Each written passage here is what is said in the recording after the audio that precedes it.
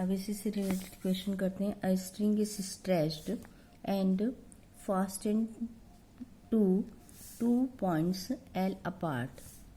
Motion is started by displacing the string in the form y equal to a sin sin pi x by L, from which it is released at time t equal to 0.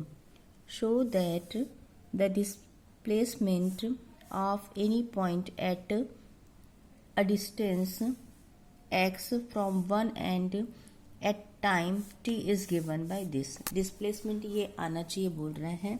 और यहाँ पे एक condition दी हुई है y के लिए कि at time t equal to 0 displacement y equal to a sine pi x by l है।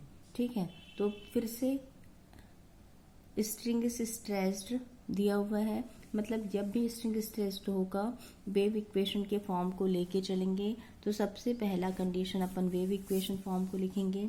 The vibration of string is del square y by del t square equal to c square del square y by del x square. और second solution form को हमेशा sine theta cos theta के form पे लेके चलेंगे। तो y x t की value क्या होगी, C1 cos p x plus C2 sine p x, C3 cos c p t plus C4 sine c p t. इसको डायरेक्ट ले सकते हैं अपन, चाहो तो सॉल्व भी कर सकते हो। अब क्या करना है अपन को, इनिशियल कंडीशन और बाउंड्री कंडीशन से इन कांस्टेंट की वैल्यू को फाइंड करना है। ठीक है, तो कांस्टेंट की वैल्यू को फाइंड करना है तो बाउंड्री कंडीशन लेके चलेंगे।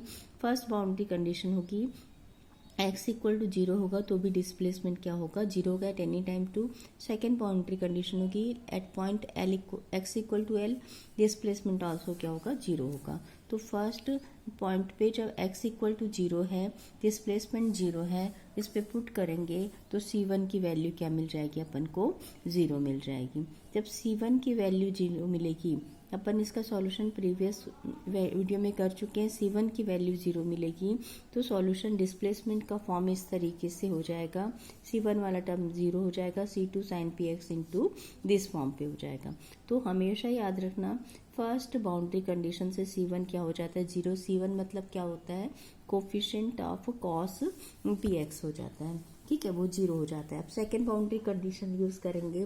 सेकेंड बाउंड्री कंडीशन यूज करने के लिए x को l से रिप्लेस करेंगे और डिस्प्लेसमेंट 0 हो जाएगा।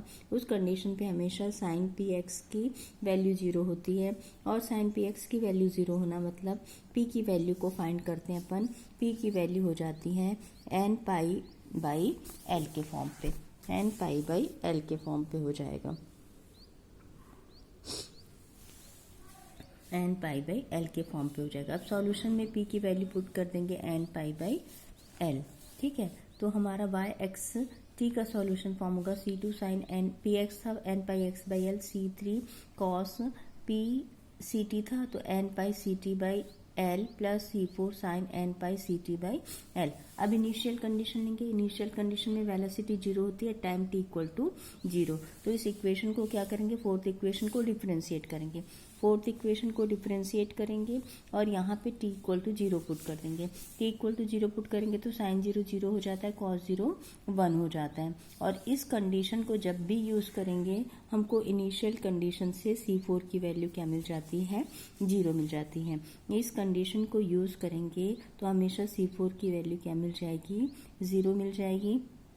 सिंपल डिफरेंशिएशन देखो, ये टर्म से 0 नहीं होंगे, C4 बस 0 होगा, C4 0 हो जाएगा। फिर से C4 की वैल्यू अपन इस सॉल्यूशन पे पुट कर देंगे। सॉल्यूशन पे C4 0 हो जाएगा तो C2 और C3 का फॉर्म बस अपन को मिलेगा। अब अकॉर्डिंग टू द क्वेश्चन जो कंडीशन दी हुई है, when t equal to 0 displacement किस तरीके से हो जा रहा है, बोल रहे हैं a sine pi x by l हो जा रहा है ना। इनिशियल कंडीशन क्या है, अकॉर्डिंग टू द क्वेश्चन बोल रहा है displacement time t equal to 0 पे क्या होगा। ये तो इनिशियल कंडीशन वेलोसिटी के लिए था, डिस्प्लेसमेंट क्या होगा, 0 होगा बोल रहे हैं, sorry y equal to a sine pi x by l होगा। तो इस इक्वेशन पे है ना, इस इक्वेशन पे जहाँ पे हमने इस इक्वेशन को लिखा है t इक्वल टू 0 पुट करना है, cos 0 1 हो जाएगा। C2 C3 equal to A sine pi x by l होगा। दोनों साइड को इक्वेट करेंगे, दोनों साइड को इक्वेट करेंगे तो C2 C3 कांस्टेंट A के इक्वल हो जाएगा और n की वैल्यू क्या हो जाएगी, 1 हो जाएगी। तो हमारे पास इसका कंप्लीट सॉल्यूशन मिलेगा A sine pi x by l into cos pi c t by l. ठीक है, तो इसमें समझ में आ गया। फर्स्ट बाउंड्री कंडीशन से C1 0 होगा, सेकेंड बाउंड्री कंडीशन से P equal to n pi by l मिलेगा। थर्ड इनिशियल कंडीशन लेके चलेंगे जिसमें कि वेलोसिटी डिस्प्लेस 0 होगा at time t equal to 0, उससे अपन को C4 0 मिलेगा।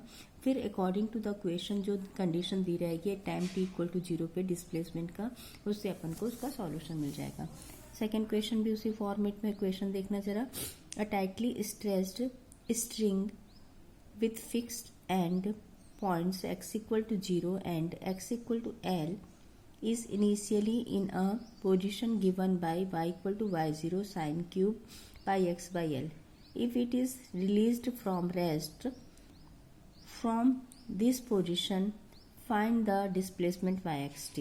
ठीक है, फिर से कंडीशन वही रहेगी। स्ट्रेस्ड स्ट्रिंग है तो इक्वेशन ऑफ वेव हो जाएगा del square y upon del t square equal to c square del square y by del x square. इसका सॉल्यूशन फॉर्म हो जाएगा C1 cos px plus C2 sin px, C3 cos cpt plus C4 sin pt का form होगा। First boundary condition लेके चलेंगे when x equal to 0 y0 t equal to 0। First boundary condition से क्या हो जाएगा, x इक्वल टू 0 साइन 0 0 हो जाएगा, मतलब C1 की वैल्यू 0 मिल जाएगी। फिर से सॉल्यूशन फॉर्म लिख लेंगे।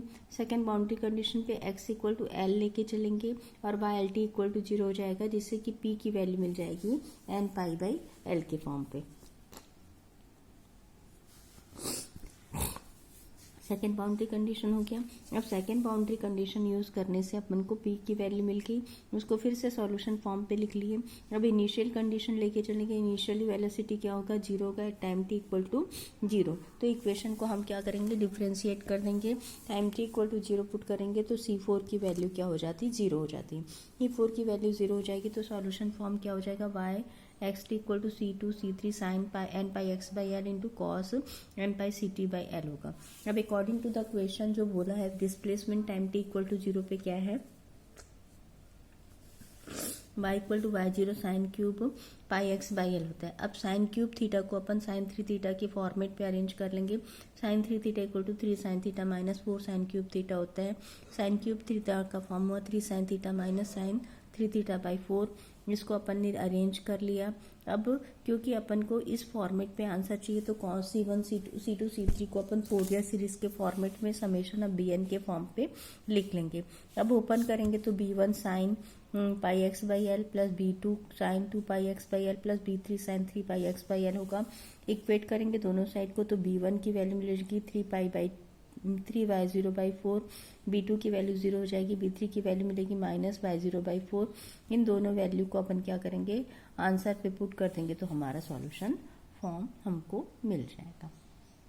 ठीक है, आ रहा है समझ में, बहुत ही आसान है। फर्स्ट इनिशियल बाउंड्री कंडीशन से C1 0, सेकेंड बाउंड्री कंडीशन से p equal to pi x by l, third initial condition से C4 इक्वल टू 0 और लास्ट जो डिस्प्लेसमेंट की condition initially t equal to 0 पे जो आंसर दिया रहेगा उससे अपन को जो C2 और C3 और n की वैल्यू डिफाइंड हो जाएगी।